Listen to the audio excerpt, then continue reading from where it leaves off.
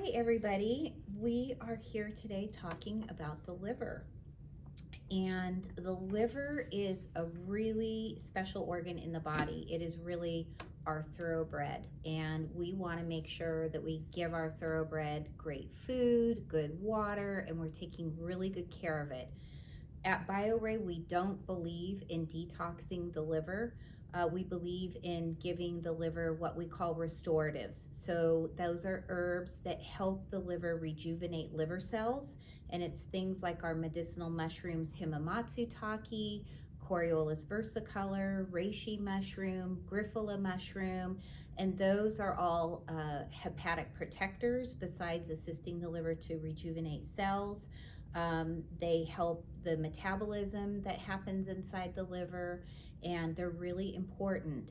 And so today, in talking about the liver and how important it is, there's a lot of issues that happen, like with weight or sleep disturbance, or perhaps there's high histamine levels, somebody feels a little itchy, or it's springtime and they get a little nasally, all those histamine responses. The main organ to support during those times is the liver. So the liver is going to help remove the ammonia that arises throughout the day from the protein we eat, and then at night it's hard to get to sleep, or the histamine. The liver is directly responsible for removing histamines, so we want to keep it strong so it can do that. And then, of course, for this detox, we're removing heavy metals and chemicals, and the liver has two pathways that it removes toxins, phase 1 and phase 2. Really easy to remember. And when those pathways are full or they're congested, it's hard for toxins to leave. So supporting the liver to remove toxins is very, very important when doing detoxification. In fact, it can make the difference between having a very smooth, non-episodic detox, or you have the nightmare detox where you're having a detox reaction and you just feel terrible and a headache and everything. But when you support the liver, that won't happen. So we're here today, and I know that Sam, you had some questions, and it's okay if they don't have to do with the liver. You can ask me whatever you want, and and then maybe we'll go back to the liver. Okay. So my first question is, I feel great. I feel a difference in my energy, which I even felt within the first 3 days of the detox. However, when I weighed myself today, and I also feel that I'm smaller. I look different in the mirror, as I was explaining to you as well. However, when I weighed myself today, I haven't lost actual pounds. Does that happen frequently? It does.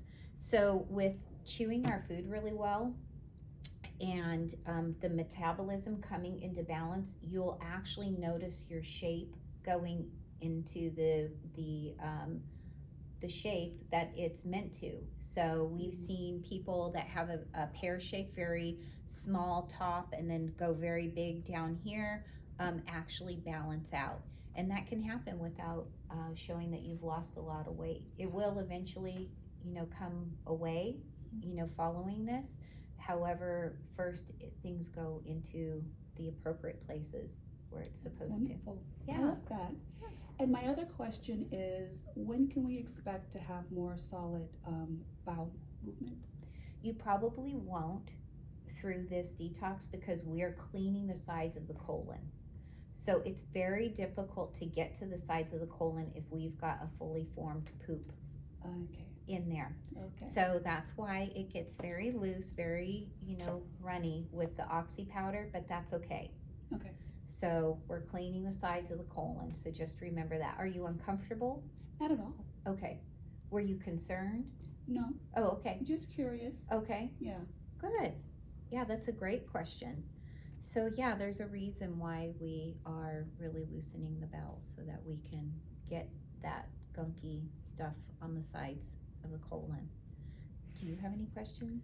I'm looking at page 24 on the Total Body Detox Guide, and I'm seeing the impact of liver congestion, and one of them that sticks out to me is the skin irritations. Yes. And I have, very bumpy skin on my arms and my legs, so I'm wondering if that has anything to do with my liver, or like how is the liver connected with skin irritations?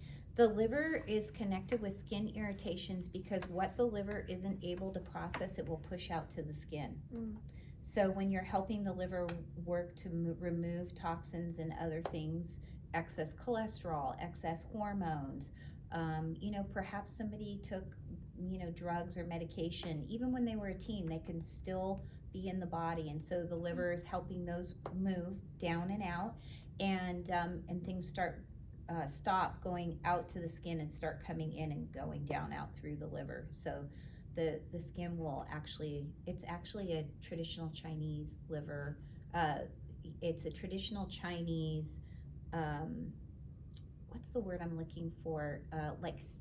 Beauty secret. That's what I was looking for. A beauty secret is that they call it a clinical pearl. When one keeps the liver healthy, women have beautiful skin. Very nice. Yeah. And living in a city, we're around a lot of crud. Yeah. Yeah. Yeah, all of these, the impacts of the liver congestion are really interesting. That one stuck out to me the most. Yes. I have a question. Yeah. So basically I'm wondering, kind of piggybacking off of Sam's second question about your stools moving and all of that. After the detox, how soon can people expect them to just go back to normal? Or will people, if they don't go back to what's ideal, would they keep taking their oxy powder?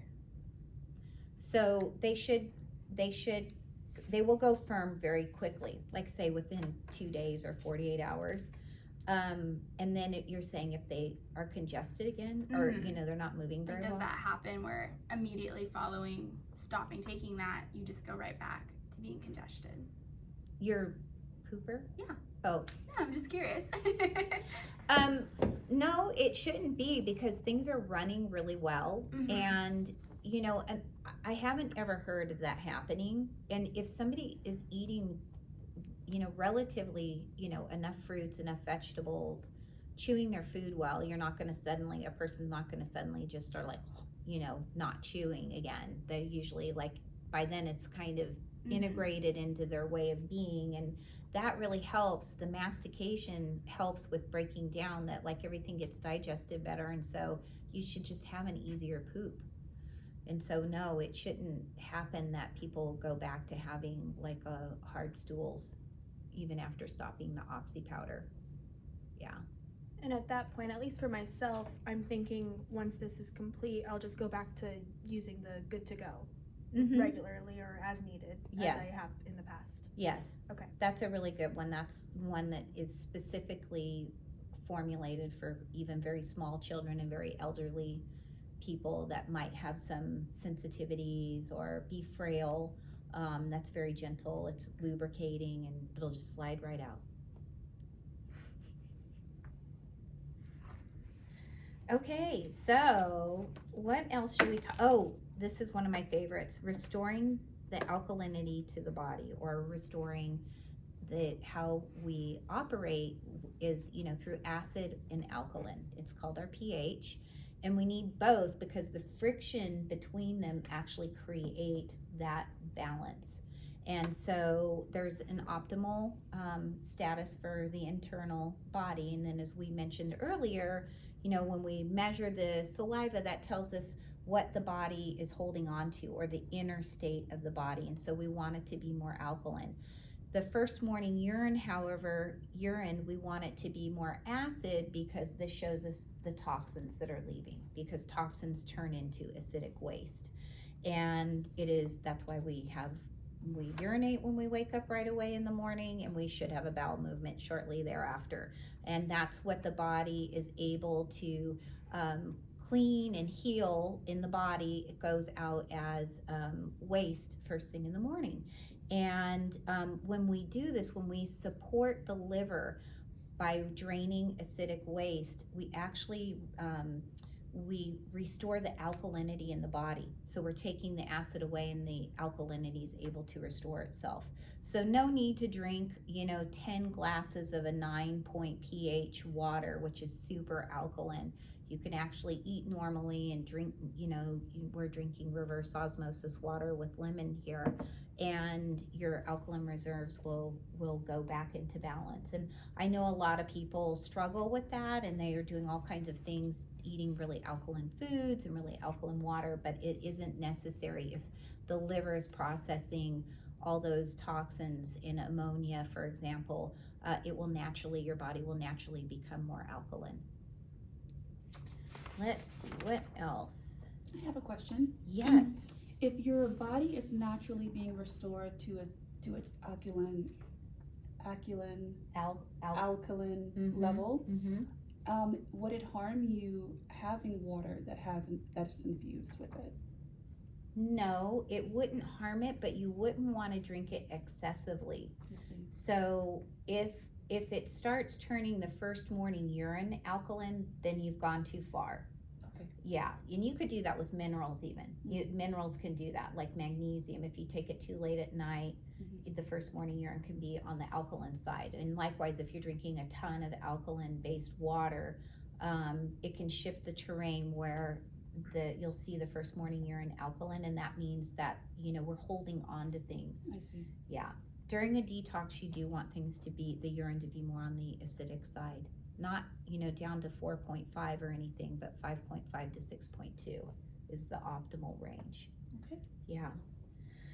And then the other thing that I wanted to talk about, why it's so important to keep the liver healthy, is not only is it the hardest working organ in the body and considered to be the general of the army in traditional Chinese medicine, it's the valve for the emotions, frustration, anxiousness, and anger. And so when people get upset or they're moody, we look at the liver, like how well is the liver working? And so when the liver is working smoothly, it's like we've got, happy people. And when the liver is congested, you'll oftentimes see people that are crabby or uncooperative or hard to get along with their family members or their peers. So, I've seen people like sail through a divorce because they took care of their liver. So go figure. Wow. Yeah. How does the liver and like PMS go hand in hand?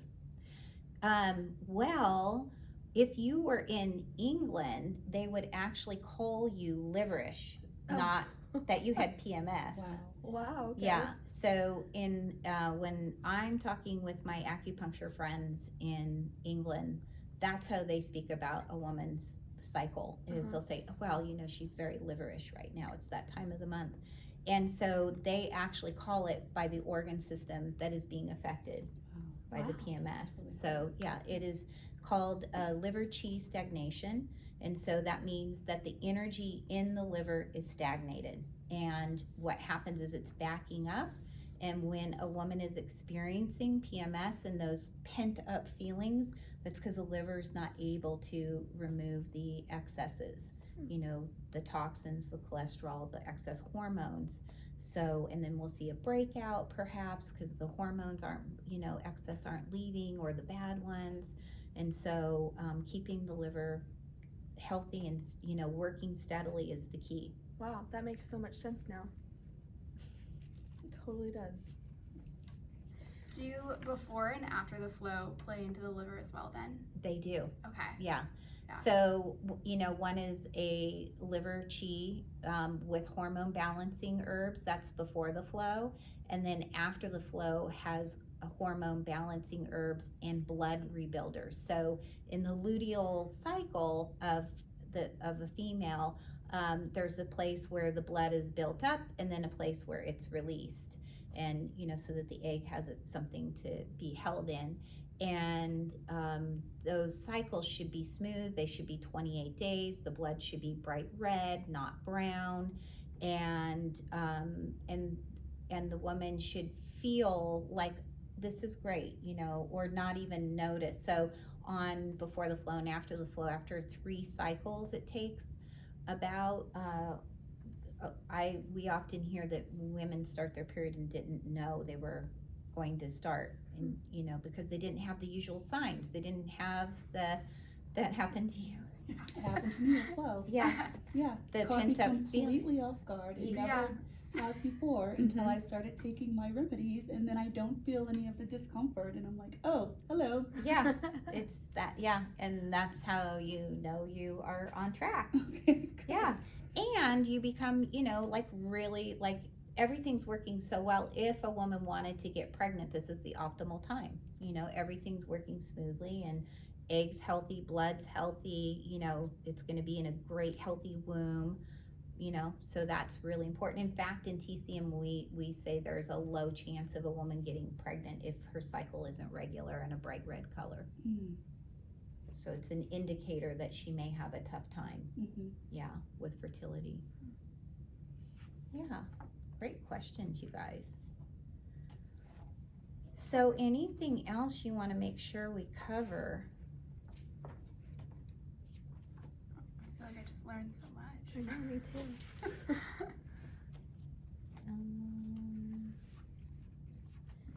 So let's say your liver, you have all these signs that it's not healthy. Mm-hmm. Should you increase the amount of liver life that you're taking, and that's enough? Or like how much should you take, I guess is what I'm trying to ask. How much should you take? If you know like something's off, something's unhealthy, would you want to increase and take more, or Well, stick I know, and it's so great that you're asking that, because to take more is like so American. No offense, but it is. It's just very, like, if a little's good, then more is going to fix everything, do I start drinking the bottles every day? Got it. You want to start slow, and you titrate, you increase the drops as you're able to tolerate them, because, you could, work the liver a little bit at first while it's trying to decongest. Things could back up a little bit. And that's why having the bowels working at the same time is really important. That will take the pressure off the liver and help remove that waste. But as you increase the dose, what you should notice is just you feel normal. I don't know how else to say it. You feel happy. You feel happy, and there's like, you don't have a lot of upset. Like, that's the other thing. The liver is really important in somebody's ability to be adaptable. So if like there's a lot of kids that aren't adaptable, they have a hard time moving even from one room to the next.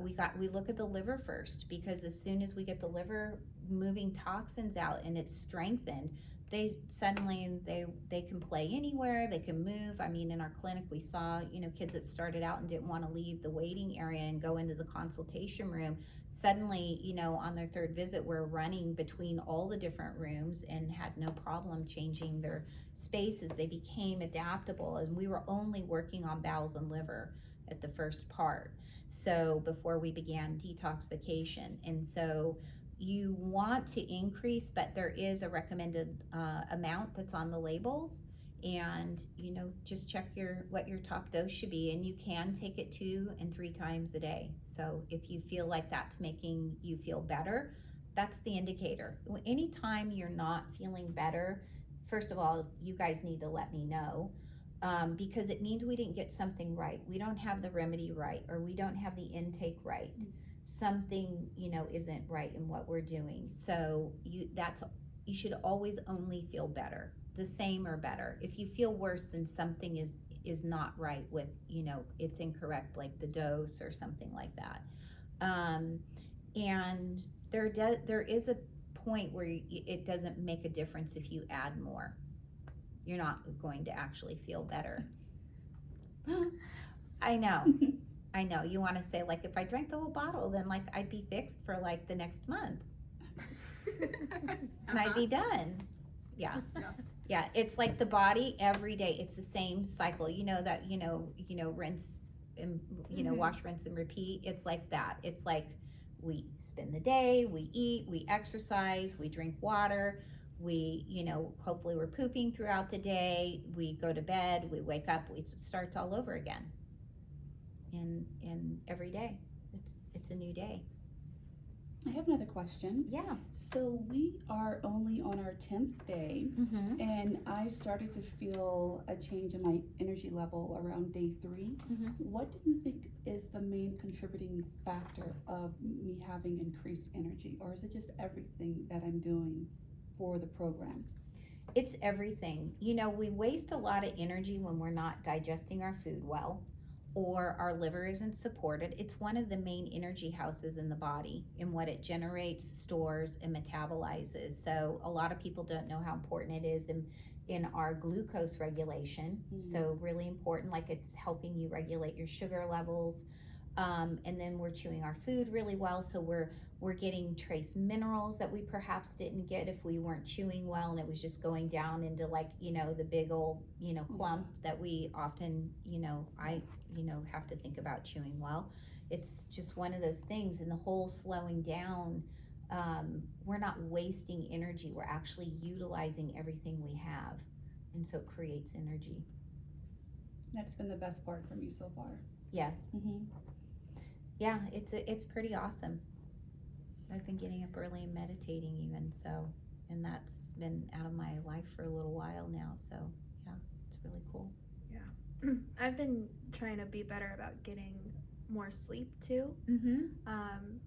But I've always had a hard time reading, you know, how my energy levels are throughout the day. I don't know why it doesn't come naturally to me to know, you know, oh, today's a good day, or maybe I'm feeling a little off. Like, I think I really, like, meditation would be really good for me to tap into that emotional side, because I just don't think I go there enough.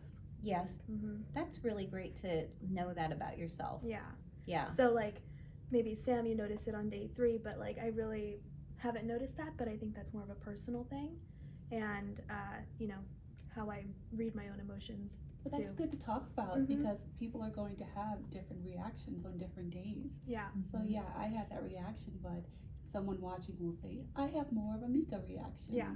Yeah. But overall, I will say, you know, same thing with me too. I haven't necessarily lost any pounds, but I do feel, you know, more tight. Yeah. You know, my stomach does feel not as bloated, and that's a good feeling all around. So Yeah, that's really great.